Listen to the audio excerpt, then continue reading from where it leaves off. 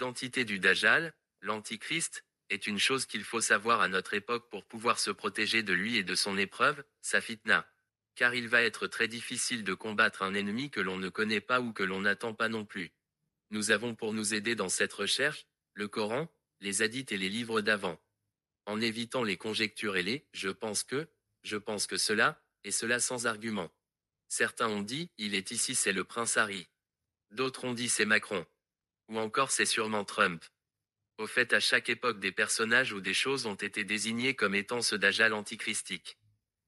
Beaucoup aujourd'hui pensent qu'il est l'intelligence artificielle ou encore un robot. Cela comme hier déjà quand les premières télévisions ou les premiers téléphones ont été pris pour lui aussi.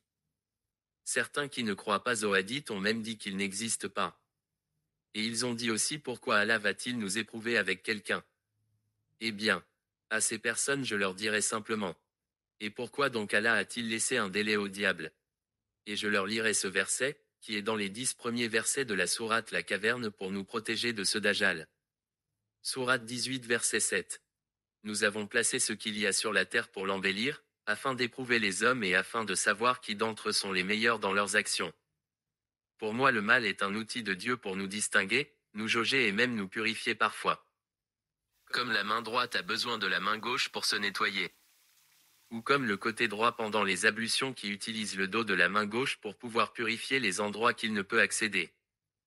Dans cette vidéo nous allons parler avec des arguments sérieux et je vous invite à regarder jusqu'à la fin, avant de vous faire votre propre avis.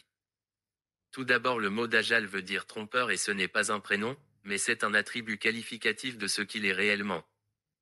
Le mot Antéchrist veut dire, celui qui vient avant le Christ Issa Jésus fils de Marie.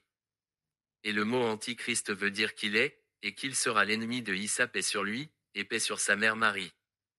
Ce personnage est clairement mentionné dans le Coran et je vais vous citer quelques endroits explicites. Comme le Samiri par exemple, tous les savants sont unanimes pour dire que c'est bien lui. Et ce surnom arabe veut dire le sumérien. Beaucoup pensent que les mythes sumériens et égyptiens n'ont jamais existé. Mais par exemple Abraham paix sur lui. Vivait à l'époque et dans la région de Sumer il y a plus de 4000 ans et a été en Égypte. Ou Joseph et Moïse qui ont la grande partie de leurs histoires en Égypte et d'autres prophètes encore. Donc le Coran nous parle de Sumer et de l'Égypte et cela est un fait. Ça c'était une parenthèse. Revenons aux Sumériens, ce Samiri dont l'histoire se trouve aussi chez nos frères du livre, il est appelé chez eux le Erevrav. Il était tout d'abord à Sumer où il était le guide spirituel de Canaan. Et Nemrod était son élève. Ce personnage a construit avec Nemrod la ville de Ur où est né Abraham paix sur lui, cette ville tient son nom de Urok qui est le nom des taureaux géants de cette époque. À peu près 700 ans plus tard ce Erevrav est toujours présent à l'époque de Moïse où il a détourné le peuple d'Israël à adorer un veau en or. Et pour ce qui est de son histoire avant Abraham et le déluge nous en parlerons dans la prochaine vidéo, où il y a sur la chaîne une playlist pour comprendre en attendant. Ce personnage avait une science antédiluvienne de construction par exemple. Nemrod est le premier franc-maçon, et d'ailleurs il est aussi le premier pharaon qui est son vrai prénom, le nom Nemrod est juste son surnom dompteur de léopard. Sa mère qui s'appelle Égyptus l'a appelé pharaon et il est le père de la lignée pharaonique qui ont gardé ce sang en faisant des fratricides et incestes jusqu'à aujourd'hui. Les Rockefeller tailleurs de pierre se vantent d'être descendants directs de ce Nemrod. Toutes les constructions énigmatiques de la planète ont été construites avec ce savoir antédiluvien enseigné par ce Samiri et Revrav à son élève le dompteur de léopard. Dans le Coran ce sumérien Samiri, juste après avoir détourné les Hébreux a eu une discussion avec Moïse quand il était descendu de la montagne de la révélation. Et comme chez nous les musulmans eh bien il y a beaucoup de conjectures à son sujet quand on s'écarte des livres saints pour écouter ce que tel ou tel rabbin a dit. Le Coran nous dit sourate 20 verset 97. Va-t'en, dit Moïse. Dans la vie, tu auras à dire, ne me touchez pas. Et il y aura pour toi un rendez-vous que tu ne pourras manquer. Ici on comprend qu'il sera enfermé après cette discussion il y a 3400 ans. Et qu'il aura un rendez-vous qu'il ne pourra pas rater. Rendez-vous qui est sa mort à la fin des temps des mains du vrai Messie qui est Jésus Issa, fils de Marie. Il y a sur la chaîne la dernière vidéo du lieu de son enfermement et je vous mets le lien en haut à droite. Nous avons un autre verset qui parle de cette scène et de cette histoire et d'un personnage qui sera avec nous pour nous éprouver jusqu'à la fin des temps. Sourate 7 verset 167. Et lorsque ton Seigneur annonça qu'il enverra certes contre quelqu'un, qui leur imposera le pire châtiment jusqu'au jour de la résurrection. Verset 168. Et nous les avons répartis en communautés sur la terre. Ici cela parle des Juifs de l'époque de Moïse avant qu'ils entrent en terre sainte pour y être séparés en communautés. Allah révèle à Moïse qu'il enverra le Samiri, pour qu'il soit une épreuve jusqu'à la fin des temps. Le mot utilisé dans ce verset pour dire châtiment est mentionné une seule autre fois dans le Coran et c'est pour dire comment Pharaon agissait avec le peuple hébreu. Donc clairement on a un personnage singulier qui doit être une épreuve pharaonique jusqu'à la fin des temps. Et qui d'autre que le Dajjal, peut rester vivant jusqu'à la fin des temps? Eh bien je dirais personne. Car le diable n'est pas humain et il était déjà là depuis Adam, paix sur lui. Continuons dans la même sourate. Verset 171. Et lorsque nous avons brandi au-dessus de le mont, comme si c'eût été une ombrelle. Ils pensaient qu'il allait tomber sur eux. Tenez fermement à ce que nous vous avons donné et rappelez-vous son contenu. Ici on a quelque chose ou quelqu'un dans un monde très bizarrement. Le verset suivant nous indique maintenant qui il est. Et qui sont ses parents. Verset 172. Et quand ton Seigneur tira une descendance des reins des enfants d'Adam. Ici on a les deux premiers enfants d'Adam. Qui sont Caïn et sa sœur jumelle Kalima, et qui ont eu pour enfant ce Dajjal, pas longtemps avant le déluge. D'après un hadith, Ève au début ne mettait au monde que des jumeaux garçons et filles, et le prophète Seth est le premier à naître seul. Leur nom égyptien est Osiris et Isis qui enfante Horus-Ra. Cet enfant est borgne comme la description du Dajjal dans les hadiths. Il a perdu son œil en se battant contre le prophète Seth juste avant le déluge. Seth que l'on retrouve avec son vrai nom, dans la mythomanie égyptienne mais ils le font passer pour un méchant.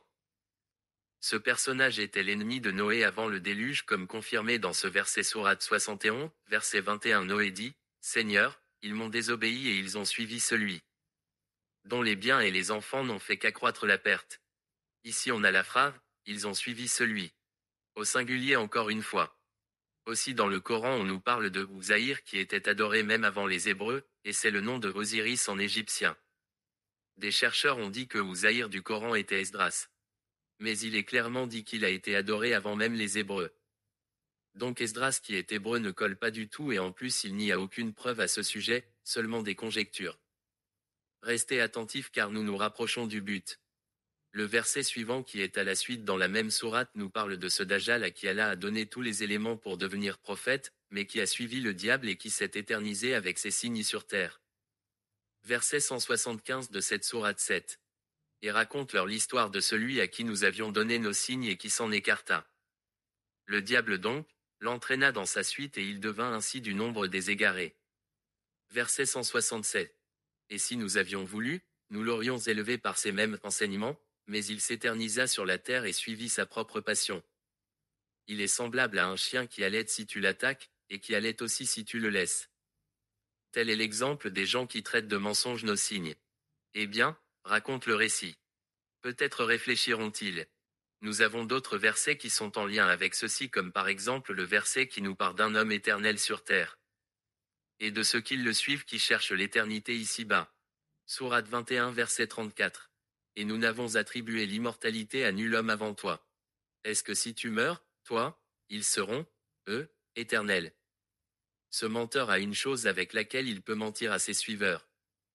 Qui est l'éternité sur terre. Et ce verset parle à lui et à ses suiveurs francs-maçons Illuminati et diablotins qui veulent l'éternité. Ou encore les versets de Sourate la caverne que nous développerons dans une prochaine vidéo. Nous avons dans l'Apocalypse ce personnage appelé le faux prophète, la bête qui a pour nombre 666, ce qui est le symbole et nombre des suiveurs du diable et du Dajjal. La pyramide a 3 angles de 60 degrés et elle est le symbole le plus apparent chez eux, et le 666 est le signe de la main que les possédés et suiveurs du Dajjal font pour se reconnaître entre eux mais aussi pour nous envoyer des sortilèges. 6 plus 6 plus 6 égale 18. Le numéro de la sourate la caverne et bizarrement le mauvais groupe cité dedans porte ce nom. Les amis du chiffre. Ashab el-Rakim. Possiblement les amis du chiffre 666. Ce personnage était adoré par Ramsès qui veut dire adorateur de Ra. L'obélisque de Ramsès à place de la Concorde à Paris nous dit dans sa traduction les éloges que Ramsès chantait à ce Dajjal et qu'il est l'ennemi des descendants de Seth. Qui sont Noé et son fils Sem. Et donc toute la lignée des Sémites. Et je rappelle que juifs et arabes sont tous sémites. Il est écrit sur l'obélisque, ô toi le dieu soleil le taureau fort, je combattrai les descendants de Seth. On a aussi le visage de ce borgne clairement exposé à Paris, aux quatre côtés. Et on comprend pourquoi les obélisques sont disposés partout dans la planète et pourquoi il y a des commémorations et fêtes à ces endroits aux frais du contribuable.